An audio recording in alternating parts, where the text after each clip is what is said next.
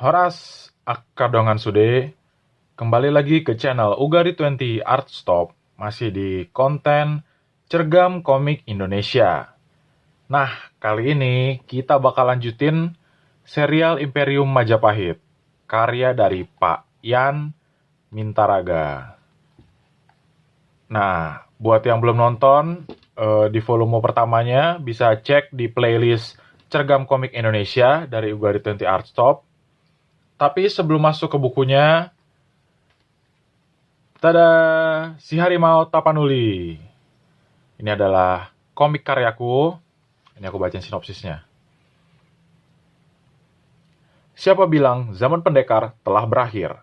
Anggoni, seorang pemuda Tapanuli yang merantau ke ibu kota untuk mencari abangnya, kini harus berurusan dengan polisi. Tabiatnya yang panasan justru membuatnya masuk dalam masalah. Mulai dari pengedar narkoba, polisi korup, hingga sindikat mafia. Ikuti kisahnya dalam cergam ciptaan A. Sitompul ini. Selamat membaca. Horas! Nah, ini bisa kalian cek di kolom deskripsi, ada di Tokopedia dengan harga 55.000 aja. Kawanteran Studio Jakarta.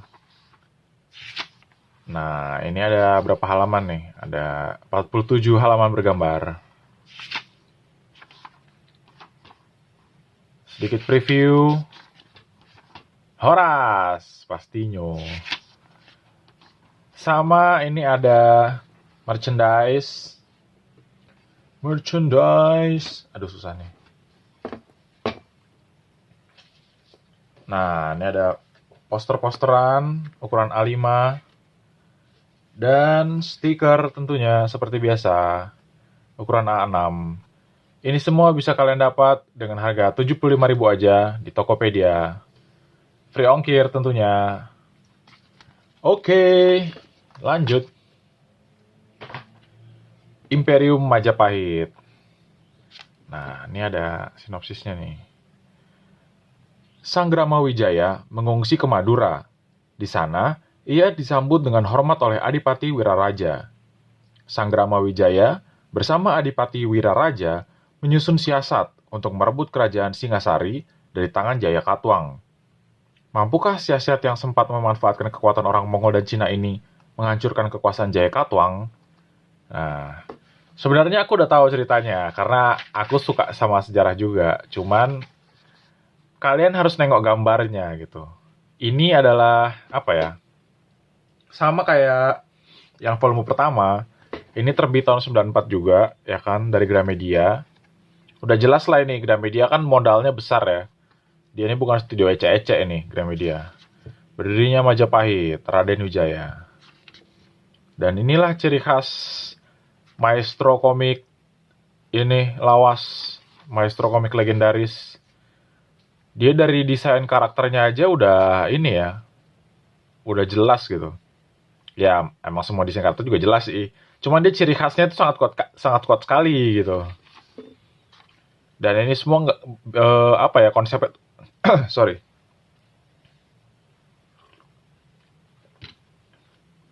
Ini semua tuh konsepnya tuh bukan gambar-gambar gepeng gitu ya. Tapi ini ada perspektifnya dia. Ini kan dia kecil, besar. Nah, inilah perspektif. Ini kan dari orang yang paling jauh tuh kecil. Di depannya ini agak besar. Makin ke depan besar. Nah, ini sampai di sini sudut pandangnya. Kenapa pula ini ya? Ngopi dulu biar nggak seret.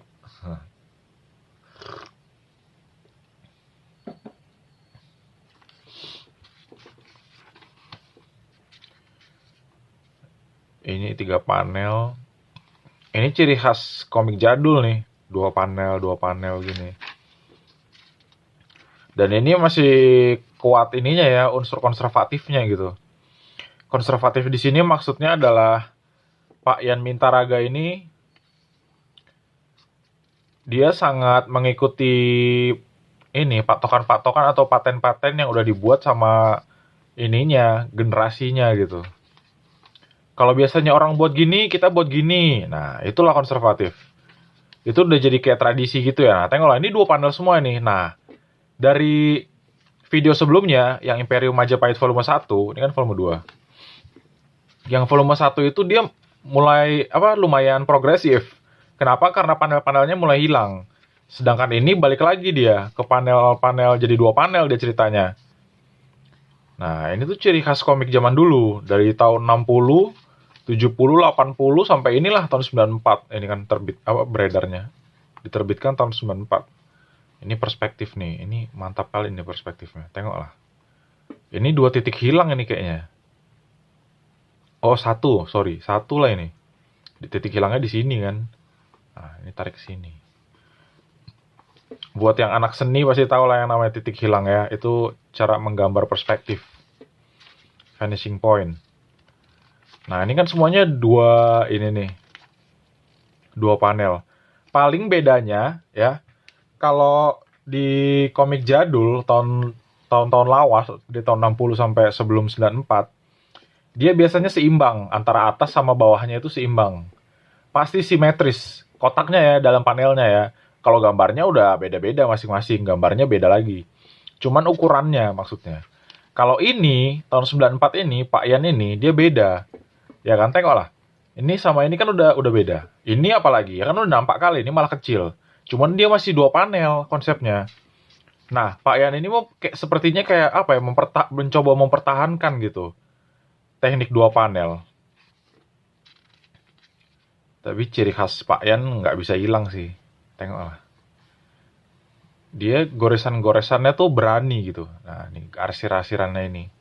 Cuman dia nggak terlalu banyak sih. Pak Yan nih kalau aku perhatikan dia nggak terlalu banyak arsir. Beda sama Pak Gerdi gitu ya. Atau Pak Teguh Santosa.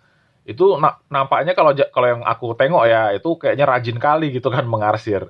Kalau Pak Yan ini untuk beberapa tempat aja, cuman berani gitu. Letak-letaknya itu yang pas kali lah nampaknya ya kan. Dan ini dia pakai screen tone nih. Dulu kayaknya tahun-tahun 60-70 gitu kayaknya nggak pakai screen tone sih. Nah, ini kan pakai screen tone dia. Ini, tengok yang di belakang ini hutan ini. Nah, ini bukan foto. Jadi ini kayaknya sih cat tinta ya. Atau cat Cina gitu, atau cat India. Diciprat-cipratin gitu. Terus ditiban atasnya. Atau di scrap gitu. Dicoret-coret. Pakai pulpen atau pakai apa ya, pisau kecil gitu, bisa juga teknik kayak gini. Cuman ini dia udah apa ya, udah fleksibel gitu permainannya. Dia udah menguasai kali ini media ini, tinta dan pena ini, pen and ink. Dia udah menguasai hitam dan putih gitu, ya kan? Dan dia udah tahu dia mau ngapain gitu. Cuman kalau aku perhatikan Pak Yan ini ada beberapa kelemahan. Ini bukan aku mau mengkritik ya. Cuman ini menurutku aja karena seni kan tergantung selera orang ya. Nah, Pak Yan itu kelemahannya adalah ini. Nanti kalian tengok ya menurut kalian kelemahannya di mana. Nanti aku bahas. Soalnya ada gambar, aku udah baca komik ini ada gambar yang menunjukkan kelemahannya banget. Kalau ini sih, ini lagi ininya nih ceritanya lagi ganas-ganasnya ini dia berkarya nih, tengoklah. Ini kan dia paten kali gitu, dia membuatnya tuh udah berani banget lah istilahnya. Udah sinematis juga malah gambarnya, kayak nonton film kita kan. Dan kreativitas, nah ini dia. Tahu dari mana kelemahannya? Kalau menurutku ya, kelemahannya karena dia terlalu berani, ya kan Pak Yan, karena dia terlalu fleksibel dan dinamis, untuk menggambarkan karakter-karakter yang diam, atau karakter-karakter yang harusnya menunjukkan suatu ekspresi tertentu gitu, Pak Yan nih kayaknya kurang konsisten dia. Karena kita bisa bedakan, ini semua nih orangnya sama semua ini di sini. Cuman pas digambarkan jadi agak ada yang berbeda sedikit, ya kan, tengoklah. Jadi nggak selalu persis sama terus gitu kan. Ini kelemahan, sebenarnya ini kelemahan kecil gitu kan. Karena kita tetap bisa membaca ceritanya gitu kan. Oh ini gambarannya ini. Oh ini si ini gitu. Oh ini lagi gini gitu. Adegan ini. Cuman ya itu pasti tetap tanda. Kalau orang yang ini kali menganalisa kali ya kan. Aku karena menganalisa karena aku mau bikin kayak gini juga gitu kan. Cuman aku, oh ini kayaknya Pak Yan ini nih. Ada kekurangannya. Tengok lah, ini kan dia hampir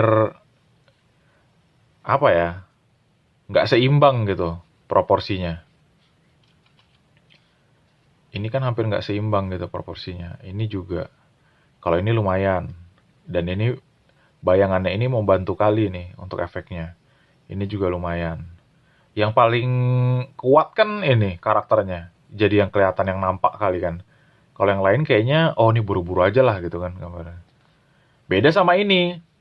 Kalau ini kan justru perempuan-perempuannya kayaknya oh rapi ini, udah dipersiapkan gitu kan. Ini juga oh ini elegan gitu. Nampak dari eksekusinya gitu finishing akhir ya kan. Nah, itu mungkin salah satu kelemahannya. Makanya kalau aku membaca komik, tengoklah ini posenya kan udah apa ya, dinamis gitu. Walaupun dia diam tapi dinamis dan arsiran garis-garisnya ini tengoklah. Udah berani kali dia. Dia kan cuma satu garis ini tapi melambangkan lekukannya itu gitu kan. Paten kali nih Pak Yan. Ini pun kalau ditengok dari jauh ini kan sebenarnya cuma titik ya kan. Dia cuma dicoret-coret aja ini. Cuman jadi nampak gitu orang oh ini prajurit ya kan lagi latihan atau lagi baris atau apa gitu. Itulah kelebihan komik. Dia simple tapi dia dapat gitu. Ilustratif gitu. Nah, ini 3 panel ya kan. Ini cukup apa ya? Cukup progresif lah kalau ini kan. 3 panel habis itu panelnya dibesar kecil besar kecil. Nah,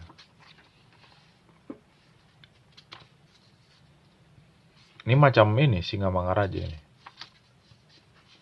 Jadi ini ceritanya si Sanggrama Wijaya ya kan kedatangan orang-orang dari Mongol. Sanggrama Wijaya dari cerita sebelumnya yang melarikan diri ya kan udah mendirikan kerajaan Majapahit di samping Daha dan Kediri. Nah, Jaya Katuang yang berhasil memberontak dan menjadi raja ya kan di Kediri itu akhirnya mempercayakan dia percaya sama Sanggrama Wijaya. Ini si Sanggrama Wijaya ini. Si tokoh utama di volume ini.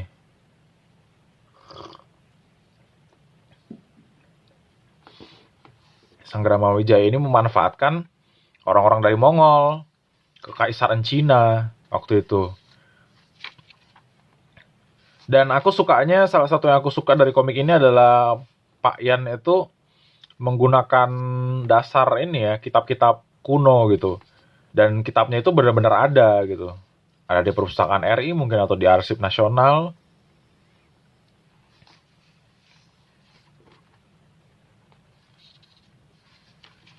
Dan ini mungkin ada beberapa yang fiksi ya kan.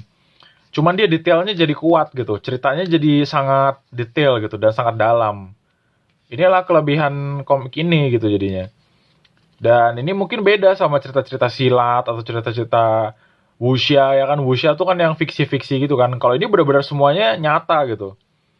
Dan ini semua bukan menggambarkan cerita orang terbang, habis itu bisa mengeluarkan kamehameha atau apa pedangnya berapi-api gitu. Ini benar-benar cerita sejarah gitu. Imperium Majapahit nih ya bobotnya di situ gitu. Walaupun dia mungkin ratingnya buat semua umur ya, cuman ini cukup berat sih kalau buat anak-anak. Karena ceritanya selain halamannya tebal gitu kan, intrik-intriknya itu intrik-intrik orang dewasa gitu. Dia bukan masalah seks atau masalah kekerasan, violence gitu. Cuman intriknya rumit memang. Memang dari politiknya tuh rumit gitu di komik ini. Pak Yan ini sih lihai sekali sih menceritakannya.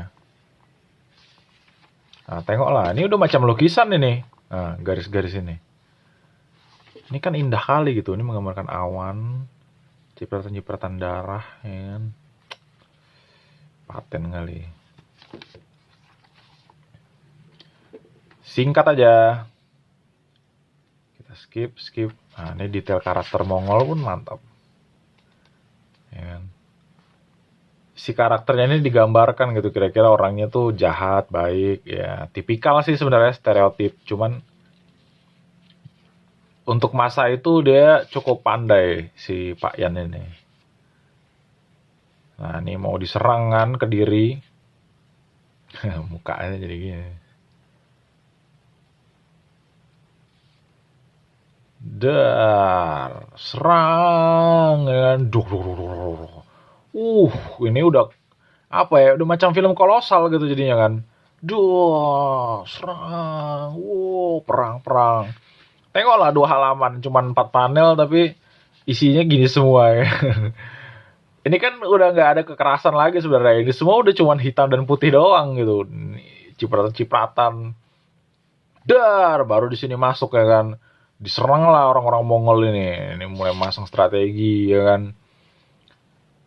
Ser, baru mulai diserang. Dia masuk ya kan, kembali ke istana ya kan, ke keraton Kediri. Kalah lah mereka ya kan. Masuklah nih orang-orang Mongol ya kan. Wah udah kalah. Kasih tahu si Jaya Katuang gitu kan.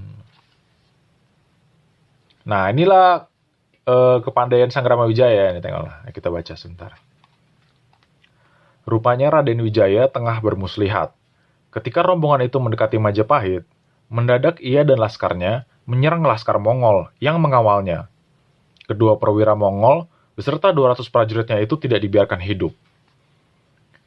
Jadi si Sanggrama Wijaya ini memanfaatkan kekuatan militer Mongol untuk mengalahkan Jaya Katuang di Kediri. Jaya Katuang itu dari Daha atau dari Kediri gitu.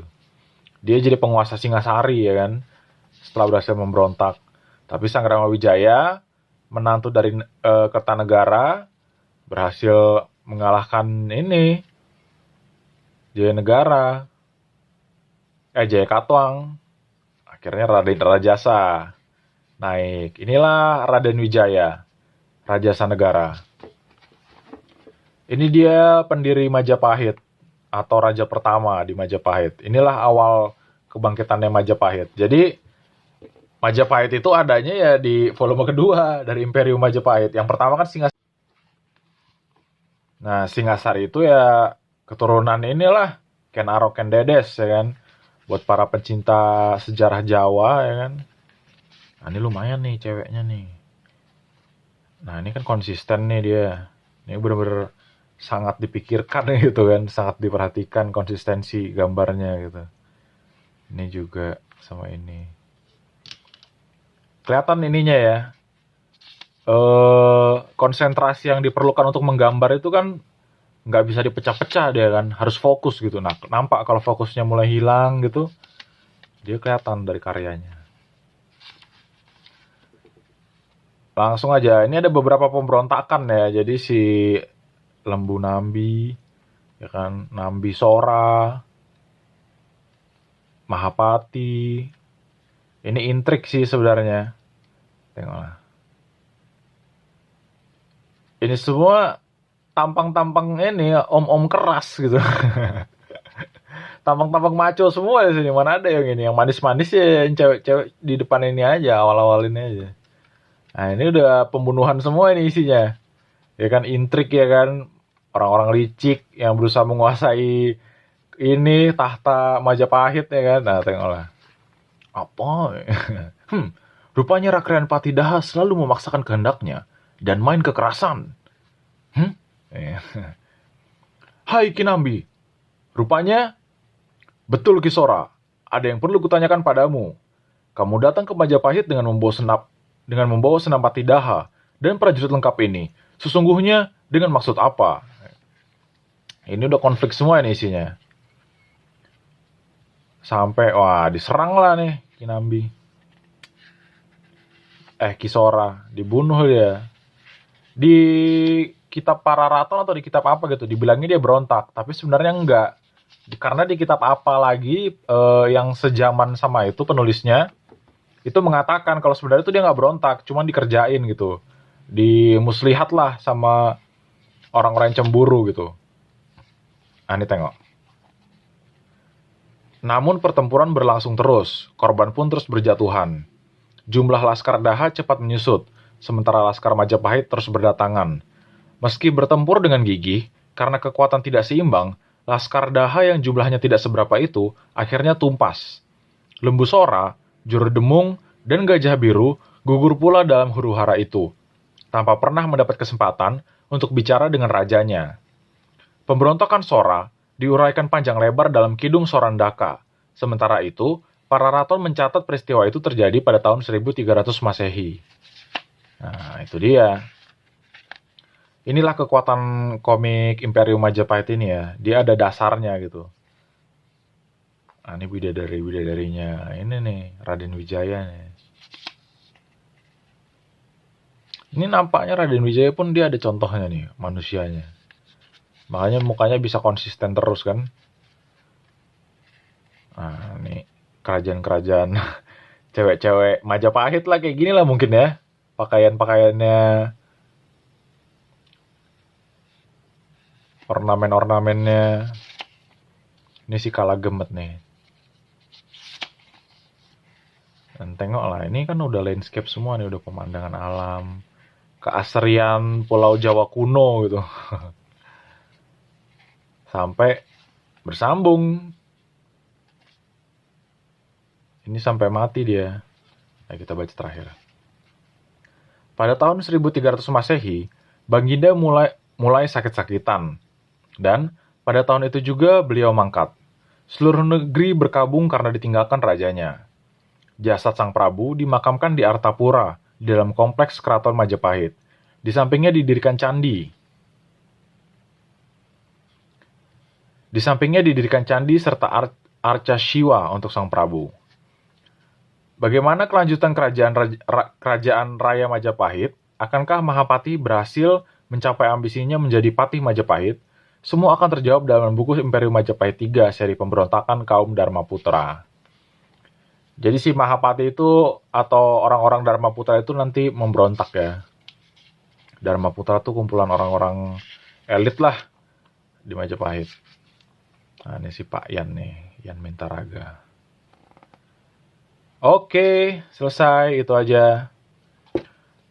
Mulai godang akadongan yang udah nengok video ini sampai habis. Jangan lupa subscribe channel Uga di 20 Art Shop. Dan komenlah di bawah kritik atau saran ya kan. Supaya aku bisa bikin video yang lebih baik lagi. Dan share ke komunitas kalian. Oke, itu aja. Horas!